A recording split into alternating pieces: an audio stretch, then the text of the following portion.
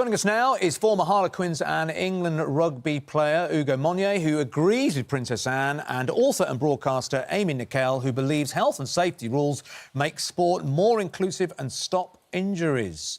Good morning to both of you. Good morning. Thanks for coming in to see us. Pleasure. Ugo, you played rugby for many, many years. I mean, did you feel that sometimes health and safety and regulations are getting in the way of you playing the game? No, I think health and safety and regulations are absolutely necessary. We agree. Well, thank you very much for coming on, both of you. Thank you. That's the end of the discussion, is it? to certain degrees, I mean, I certainly think that at the heart of any sport is player welfare, and safety has got to be absolutely paramount. But I think we're now entering an era, entering a position within our lives where it's just going too far, and I think, where you're coming from is potentially leaning on that side as well. OK, so tell us where you are coming from then, Amy, on this. I'm just coming from a space where it's really funny, isn't it, how health and safety has become this vilified phrase that we're all like, oh, health and safety gone mad. Let's boil it down. Do we want health and do we want safety? Of course we do. And actually, half of all injuries in school children playing sport could have been prevented by wearing the correct safety equipment. So health and safety is a good thing. Why are we always so frightened of it? Why do we always think it's going too far? It's just an advancement to help us and keep our children safer. Well, for me, health and safety can mean a lot of things. Having health and safety briefings before you go out to play sport, and just almost perpetuating the dangers of sport when we know that sport, actually, the positives far outweigh the negatives. For me, health and safety is about getting coaches technically proficient, as well as creating an environment which is really there to be able to manipulate and help children go out and explore, be adventurous and be the people they want to become. I wouldn't... But I think that we're totally agreeing on that, because that's what I want. But I want them to do it with the correct equipment. Just like if I'm going to drive in my car with my son, I'm going to have a car seat. I'm going to wear a seatbelt. That's all this is. It's just making the most safe environment for them to go forth and play the sport. And also, I think if a child does get injured early on in their sporting career, it can really put them off, especially if they're a smaller child. And let's not forget,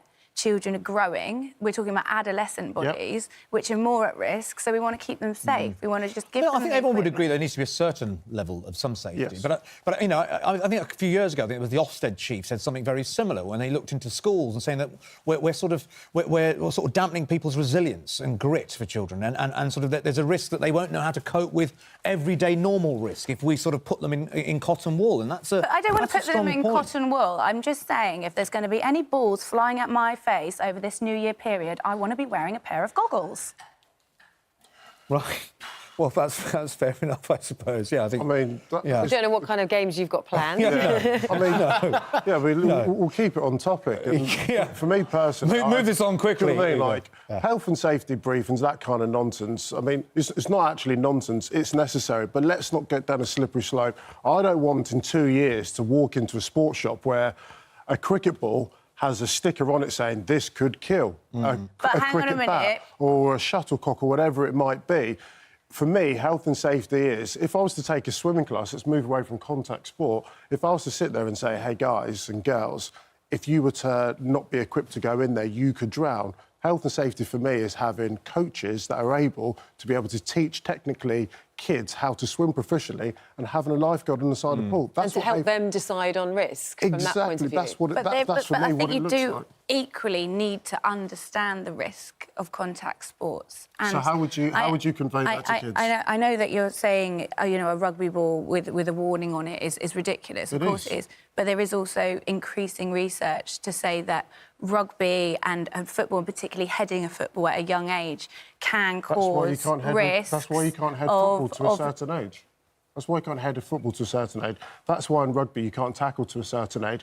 Every sport out there already regulates... But that is health and safety. Yes, but the way in which you're coming at it, I think, is way too far. I've travelled up and down the country over the last 3 years coaching kids, clubs, going into schools, and the best environments are the ones which thrive of being able to encourage and support and have coaches that are technically proficient to allow kids to be kids. I took my daughter to soft play yesterday. She went down the slide. Imagine if I sat her down Phoenix. By the way, there's a chance you could get hurt. She might not want to go down it. I want her to go and just explore and just be a child and have that sense of adventure, because the dovetailing of the lessons that you learn from sport are so well suited to just being a rounded human being. I don't want to turn my child into a robot and say, oh, that's dangerous, It's that's not about dangerous, turning and take children away into robots. that risk Just to go element of back to things. that soft play example, when you took your daughter to soft play, I expect you put her in leggings and a top to make sure that she didn't get any burns on her hands, because you prepare them. That's health and safety. It's just about getting them in the right equipment. It's the right message. It's the right message. You didn't just go, I'll go into soft play, Wild West, however you want. But the way in which you perpetuate and actually project that message onto kids has a massive bearing on them. If you want to go and scaremonger kids or parents, they're not going to get involved in sport. At the moment, obesity levels in this country are all-time high. I want to encourage kids to go out and to be active. 1 in 5 kids aren't doing the daily recommended amount of moderate activity in And this do you country. think that maybe could be also brought down by the fact that if they had the education and the information, which is all I really think health and safety What is... education information? The right equipment and the right... You're a sportsman, you play by the rules, right? And when you play by the rules, the game goes well. And I think health and safety is just another set of rules to make the gameplay stronger and the gameplay more inclusive and the gameplay better for everyone. We've had a lot of people getting in touch, actually, on this. On Yassine says on Twitter, when I was a little kid, my mum was obsessed with health and safety, but that helped me stay healthy and avoid harm. But an awful lot of people... Oh, Yassine, thank you so much. No, I was about to say, a lot of people think that it's gone too far. Joy said health and safety's gone mad. British people have lost the ability to think for themselves. Brenda, children aren't allowed to be children anymore. They're bundled up in cotton wool. And Georgina, I'm with Princess Anne. Let kids be kids. And a lot of other people saying they need to take risks.